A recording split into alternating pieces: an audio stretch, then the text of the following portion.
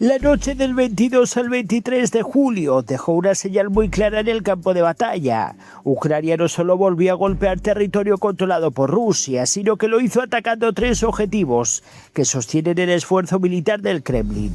Un petrolero en el Mar Negro, un puente flotante clave para la logística rusa y un grupo de tropas en la región de Donetsk fueron alcanzados en una operación coordinada.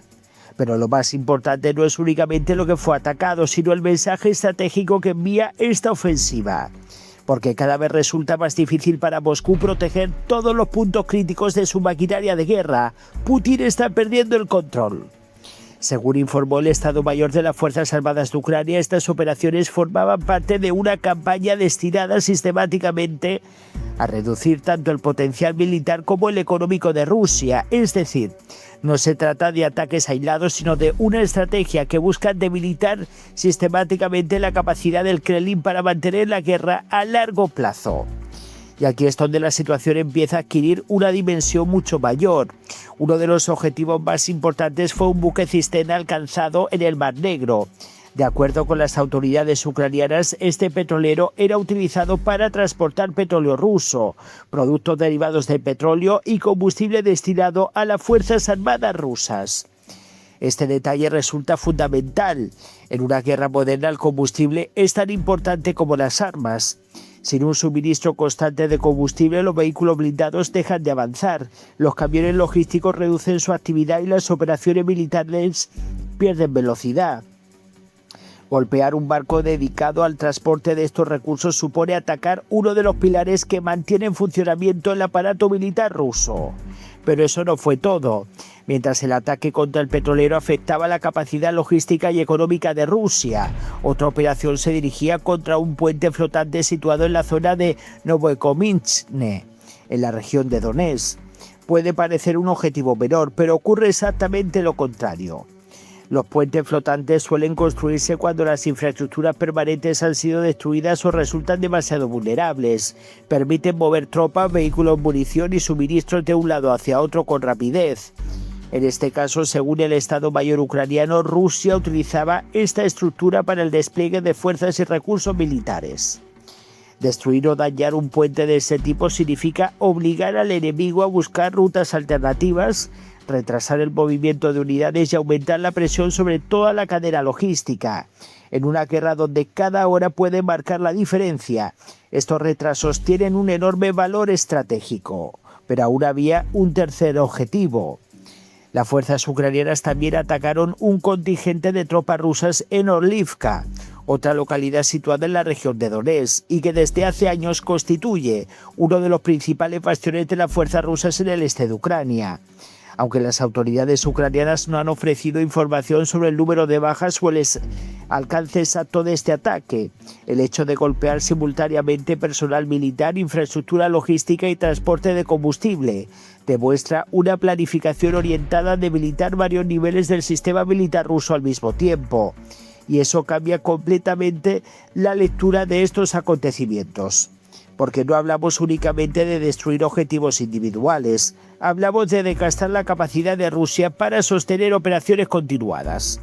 En los últimos meses, Ucrania ha incrementado notablemente sus ataques contra instalaciones logísticas, depósitos de combustible, infraestructuras ferroviarias, centros de mando y embarcaciones utilizadas para apoyar el esfuerzo bélico ruso. El objetivo parece claro: reducir la capacidad del Kremlin para abastecer a sus tropas y obligar a Rusia a dedicar cada vez más recursos a la protección de su retaguardia. Eso supone un coste adicional para Moscú. Cada puente que necesita ser reconstruido, cada convoy que debe cambiar de ruta y cada barco que requiere protección consume tiempo, dinero y efectivos militares. Recursos que dejan de estar disponibles para otras operaciones en el frente.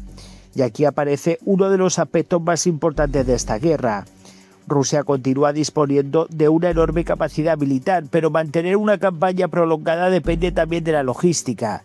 Ningún ejército puede combatir indefinidamente si sus líneas de suministro, en este caso, comienzan a deteriorarse. Esa es precisamente la vulnerabilidad que Ucrania intenta explotar mediante ataques cada vez más profundos y mejor coordinados. Al mismo tiempo, estas operaciones también tienen un componente psicológico.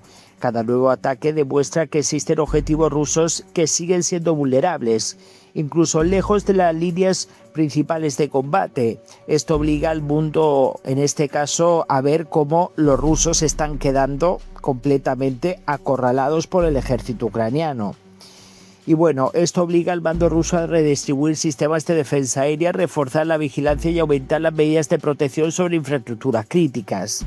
En otras palabras, Ucrania obliga a Rusia a dispersar sus recursos, y cuanto más dispersos estén esos recursos, más complicado resulta defender todos los puntos sensibles al mismo tiempo. Por ahora, el Estado Mayor ucraniano no ha facilitado una evaluación completa de los daños causados en cada uno de los objetivos alcanzados de las últimas horas. Tampoco se conocen detalles adicionales sobre el impacto operativo inmediato de esos ataques. Sin embargo, el mensaje que deja esta ofensiva resulta difícil de ignorar. Ucrania continúa apostando por una estrategia destinada a erosionar la capacidad militar rusa, golpeando los elementos que mantienen funcionando su maquinaria de guerra, el combustible, la logística y las tropas desplegadas. Porque al final una guerra no solo se decide por quien posee más soldados o más armamento, también la gana quien consigue impedir que el enemigo pueda utilizarlos de forma eficaz. Y precisamente eso es lo que parecen buscar estas operaciones: convertir cada kilómetro recorrido, cada litro de combustible transportado y cada movimiento de tropas rusas en una tarea cada vez más difícil, más costosa y mucho más arriesgada. Bueno, señores, ya vemos cómo Ucrania sigue atacando a los invasores. Y bueno, pues está claro que se está produciendo un antes y un después en este conflicto. Está claro que Ucrania poco a poco está tomando la iniciativa, Putin está guardando silencio, que eso es lo que a mí me llama la atención. O sea, acordaros que cuando a Rusia le iba bien en el campo de batalla, estaba Putin todos los días con su propaganda.